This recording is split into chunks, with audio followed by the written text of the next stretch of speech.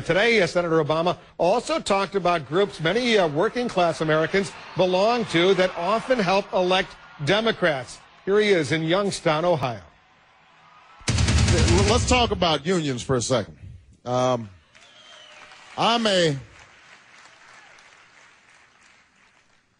believe in unions. I believe in unions because if you look at the history of this country, things we take for granted, 40-hour work week, minimum wage, overtime, health care benefits, paid leave, paid child labor laws. Those were union fights.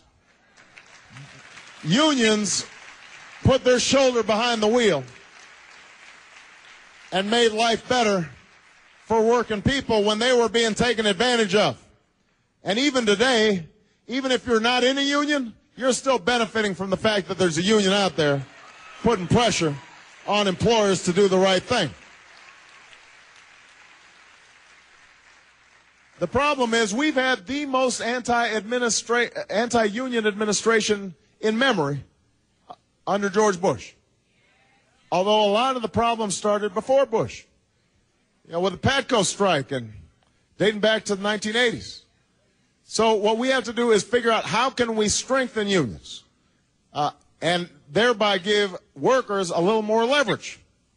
So there are a couple of things that I think we can do. Number one, I think that we should pass the Employee Free Choice Act. That will make it easier for unions to organize, make it harder for companies to block unionization. Number two,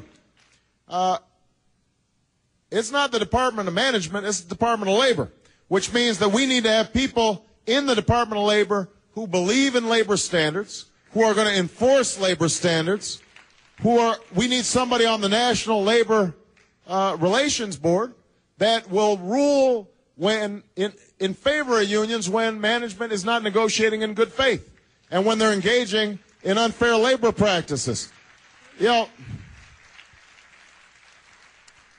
What unions are looking for, they're not looking to drive employers away.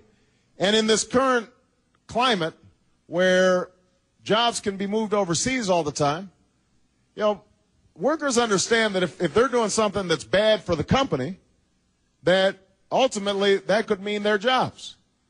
So I think most unions are very responsible in terms of wanting to see their employers succeed.